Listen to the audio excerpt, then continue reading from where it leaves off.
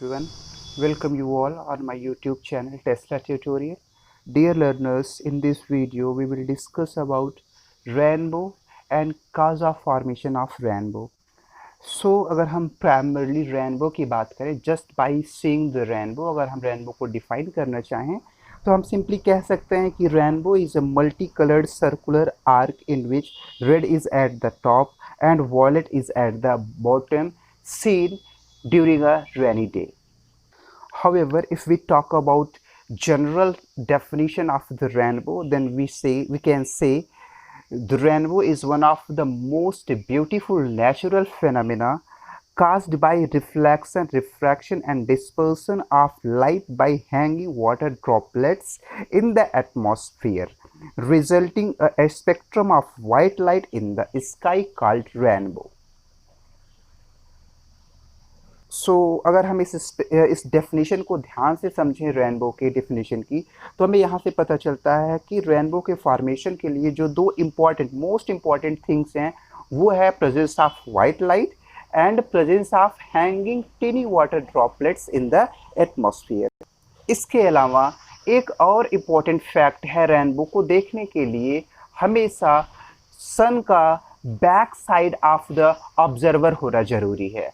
So in this way, when sun is shining backside to the observer, then he sees the rainbow in the sky. Now let's talk about the cause of rainbow formation. जैसा कि हम सब जानते हैं, कोई भी object हमें तब दिखाई पड़ता है जब उस ऑब्जेक्ट से रिफ्लेक्टेड रेज हमारी आइज तक पहुंचती हैं। इसी तरीके से रेनबो के 7 कलर्स हमें 7 डिफरेंट कलर्स में दिखाई पड़ते हैं। रेनबो के जो 7 बैंड्स होते हैं वो हमें दिखाई पड़ते हैं क्योंकि उस पर्टिकुलर बैंड से, पर्टिकुलर कलर के बैंड से सिर्फ उसी कलर की लाइट ऑब्जर्वर की आइज तक पहुंच रही होती हैं। अब कैसे ये होता है, अगर हम इसके बारे में बात करें तो इसके लिए देखिएगा ज़रा सा, यहाँ पे हमने एक रे डायग्राम बना रखा है। इस रे डायग्राम के लिए हम सबसे पहले स्पेक्ट्रम के रेड कलर का रेड दिखाई देने के काज को समझते हैं। तो रेड कलर का रेड दिखाई देने का काज हम सिंपली रेड कलर के रीजन में प्रेजेंट हैंगिंग वाटर ड्रॉपलेट्स को कंसिडर करते हुए एक्सप्लेन कर सकते हैं। अगर हम किसी वाटर ड्रॉपलेट को जो कि रेड रीजन में हैंग्ड है की बात करें, यदि उसमें वाइट लाइट इंटर होती है तो जैसे ही वाइट लाइट वाटर ड्रॉपलेट में इंटर होती है वो अपने 7 कंस्टिट्यूएंट कलर में ब्रेक हो जाती है, क्योंकि 7 कंस्टिट्यूएंट वेवलेंथ के लिए वाटर रीजन में जो लाइट की स्पीड होती है वो डिफरेंट होती है because of the variation of the refractive index. That's why it gets dispersed into its 7 constituent colour. फिर क्या होता है, light other opposite side of the interface of the water droplet से स्ट्राइक करती है। स्ट्राइक करने से एक्चुअल में होता क्या है, यहाँ पे एक बहुत ही interesting phenomena total internal reflection होता है। टोटल इंटरनल रिफ्लेक्शन क्या होता है, अगर हम समझना चाहें तो जरा सा यहाँ पे पॉज देख के हम इस सिनेरियो पे आते हैं। यहाँ पे इस फिगर में जरा सा आप कंसंट्रेट करिएगा, देखिएगा। फर्स्ट ऑफ थिंग, अगर हम बात करें कि क्या है टोटल इंटरनल रिफ्लेक्शन, तो सिंपली कह सकते हैं टोटल इंटरनल रिफ्लेक्शन है bouncing back of light into the denser medium, that is into the same medium by the interface of 2 media. This is called total internal reflection. कैसे होता है अगर हम इसकी बात करें तो जरा सा देखिएगा, लाइट जब भी डेंसर से रेयर में जाती है तो away from the normal move कर जाती है। ए और ए डैश के करस्पॉन्डिंग इस चीज़ को आप देख सकते हैं।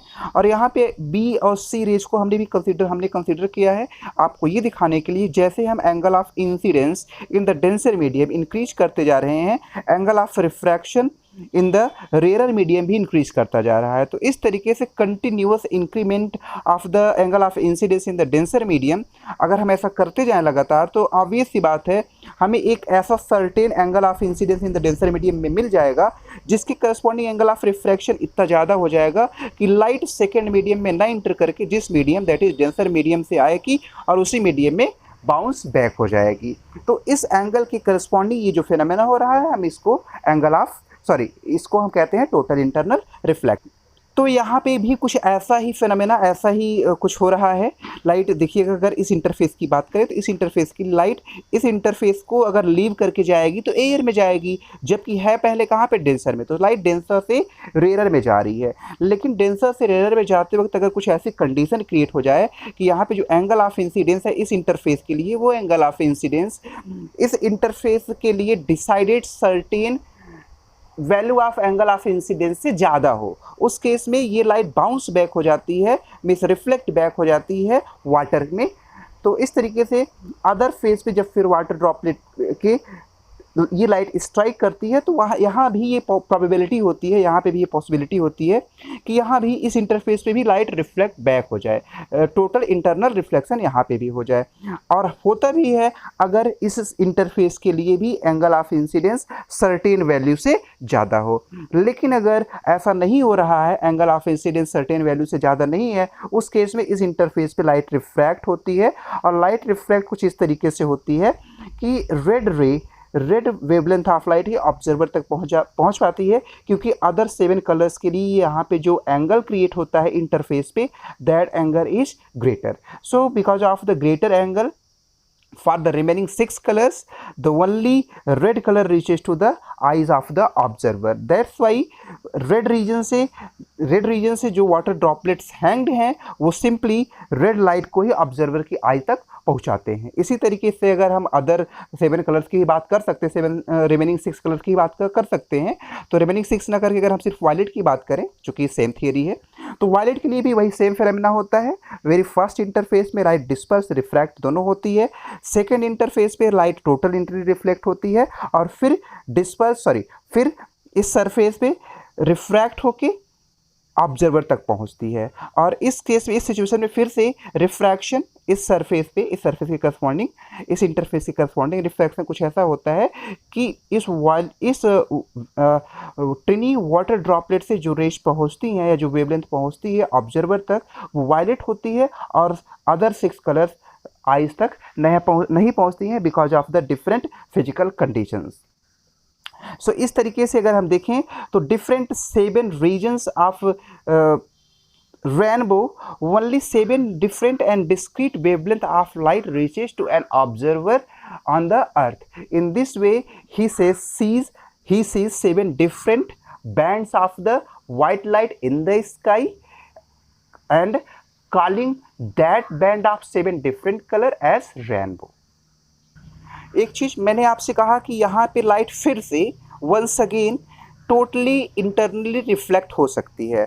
तो अगर सेकेंड टाइम भी लाइट टोटली इंटरनली रिफ्लेक्ट होती है तो उस केस में ये जो लाइट के कलर्स हैं, जैसे कि यहाँ आपने देखा रेड और टॉप पे है, वायलेट बॉटम पे है, एक बार टोटल इंटरनल रिफ्लेक्शन हुआ तो जस्ट इसका अपोजिट हो गया, वायलेट टॉप पे हो गया, रेड बॉटम पे होगा और रेड पहुँच पाई।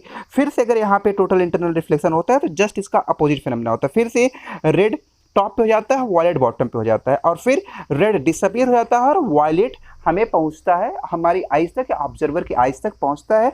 और इस केस में अगर 2 टाइम्स टोटल इंटरनल रिफ्लेक्शन हो रहा है वाटर ड्रॉप में, तो इस तरीके से जो हमें दूसरा रेनबो, प्राइमरी रेनबो तो मिलता ही है।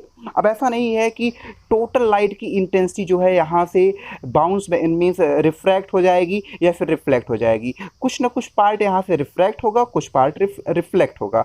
तो अगर टोटल इंटरनल रिफ्लेक्शन भी होगा तो इसका कुछ पार्ट टोटल इंटरनल रिफ्लेक्शन में जाएगा और कुछ पार्ट रिफ्रैक्शन में जाएगा। तो जो कुछ पार्ट रिफ्रैक्शन में जाएगा वो प्राइमरी रेनबो को फॉर्म कराएगा, और जो रिमेनिंग पार्ट होगा वो टोटल इंटरनल रिफ्लेक्शन शो करके फिर से रिफ्रैक्ट होगा, तो उस केस में वो सेकेंडरी रेनबो का फॉर्मेशन कराएगा। सेकेंडरी रेनबो के फॉर्मेशन अभी मैंने बताया कि रेड टॉप पे हो जाता है और रिफ्लेक्शन के बाद, और वायलेट बॉटम पे। इस तरीके से रेड हमारी आइज तक नहीं पहुंचता है और वायलेट पहुंचता है।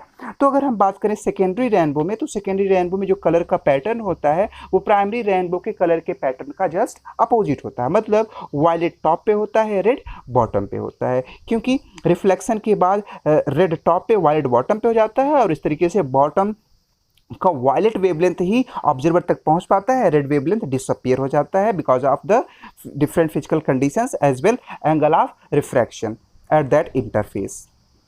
Thank you learners for watching the video. Dear learners, please subscribe the channel, like and share the videos as much as possible. Thank you.